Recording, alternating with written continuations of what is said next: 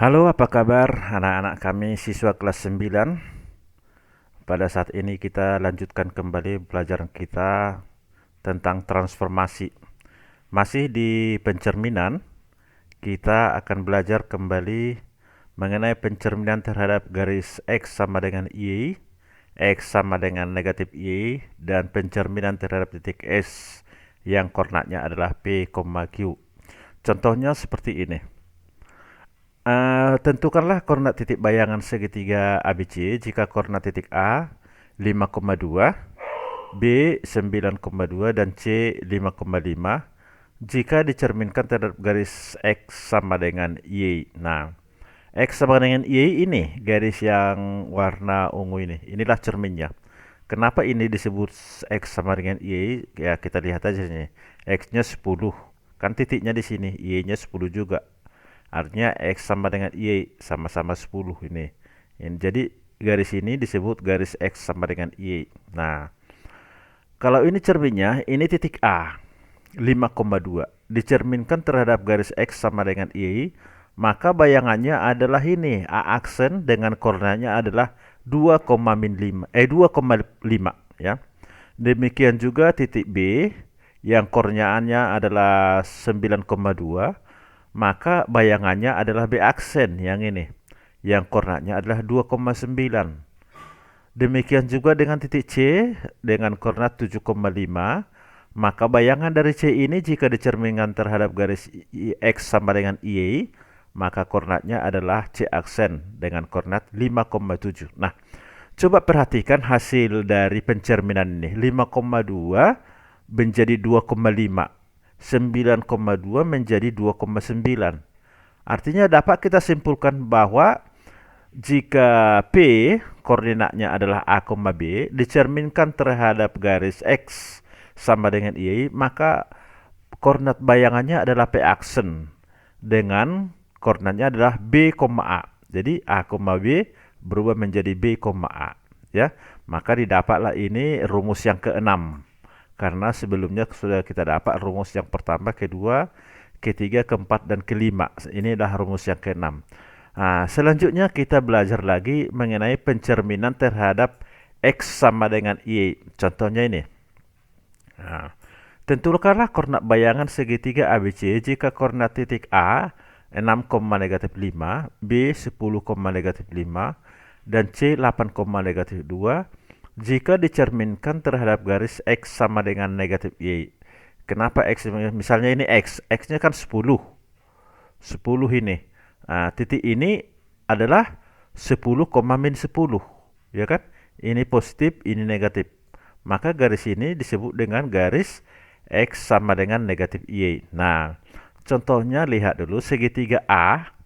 Segitiga ABC dengan koordinat A 6,-5 dicerminkan terhadap garis X sama dengan negatif Y, maka bayangannya adalah A aksen dengan koordinat 5,-6. 6,-5 menjadi 5,-6 ya. Nah, demikian juga dengan titik B yang koordinatnya adalah 10,-5 dicerminkan terhadap garis X sama dengan negatif Y, maka koordinat bayangannya adalah B aksen dengan koordinat 5,-10. Demikian juga dengan C dengan koordinat 8,-2 dicerminkan terhadap garis ini X sama dengan negatif Y, maka koordinat bayangannya adalah ini 2,-8 ya.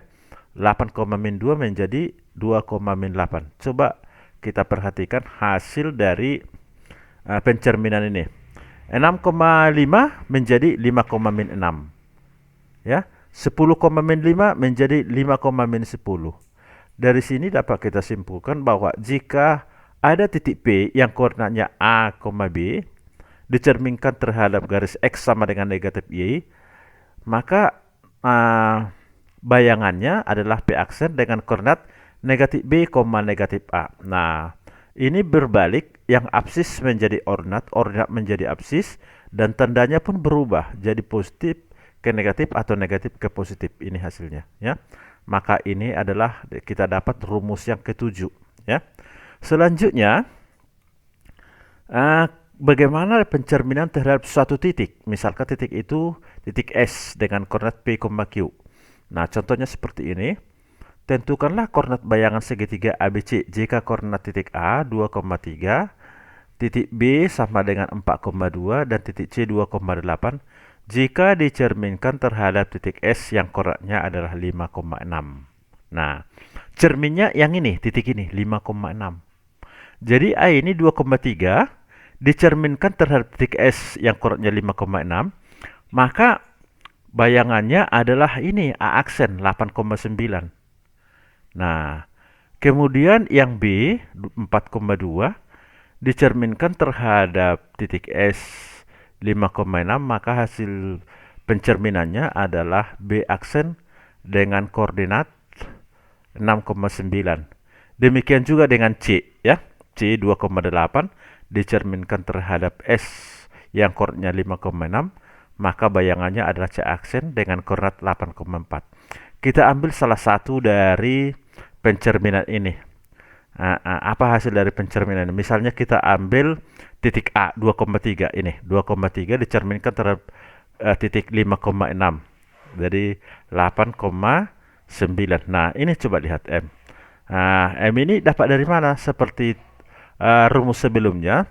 Di sini dua-duanya berubah. Absisnya ini berubah menjadi 8, 2 ini menjadi 8. Ordinatnya 3 berubah menjadi 9. Apa rumusnya? Ini rumusnya. 5 ini diperoleh dari 8 ini diperoleh dari hasil perkalian 2 kali 5 kurang 2. 2 kali 5 adalah 10, dikurang 2 adalah 8. Itu ini. Nah, yang 9 ini juga diperoleh dari 2 kali 6 kurang 3. 2 kali 6, 12, kurang 3 adalah 9. Ya kan? Jadi kenapa 2? 2 ini karena ada 2 jarak yang sama. Jarak dari cermin ke titik dan cermin ke bayangan. Nah, 2 kali 5. 5 ini adalah absisnya. Ya. Absis dari cermin. Ya. Dikurang 2. 2 ini absis dari titik. Ya. Nah, sedangkan ini juga sama, 2 kali 6. 6 itu adalah ordinat dari bayangan dikurangi dengan ordinat dari titik. Maka inilah hasilnya. Dari sini dapat kita simpulkan bahwa sebuah titik yang koordinatnya X, Y dicerminkan terhadap titik M yang koordinatnya adalah P, Q, maka didapat koordinat bayangannya adalah P aksen dengan koordinat bayangannya adalah 2P kurang X, 2Q kurang Y. Jadi rumus ini kita tuliskan. Ini rumus yang ke-6, kemudian rumus yang ke-7, dan rumus yang ke-8. Kita tuliskan di sini, ini, supaya kita bisa menjawab pertanyaan ini. Tanpa melukis, tentukanlah koordinat bayangan dari sudut segitiga ABC yang koordinatnya A 3,2, B 1,-2 dan C min 2,3 jika dicerminkan terhadap garis X sama dengan Y, garis X sama dengan min Y, dan titik S 5,7. Nah, untuk menjawab yang A kita gunakan rumus ini. Rumus yang nomor 6 ini ya. Untuk menjawab yang B kita gunakan rumus nomor 7. Untuk menjawab yang C ini kita gunakan rumus nomor 8. Jadi 3,2 ini menjadi 2,3 ya kan? Nah, yang B juga 3,2 menjadi min 2,3 sesuai dengan rumus ini. Yang C juga ini 3,2 dicerminkan terhadap 5,7 akan menjadi 7,12 dengan menggunakan rumus ini. Ya, coba kamu kalikan, perhatikan rumus ini semua. Kamu coba apakah pas rumusnya dengan hasilnya.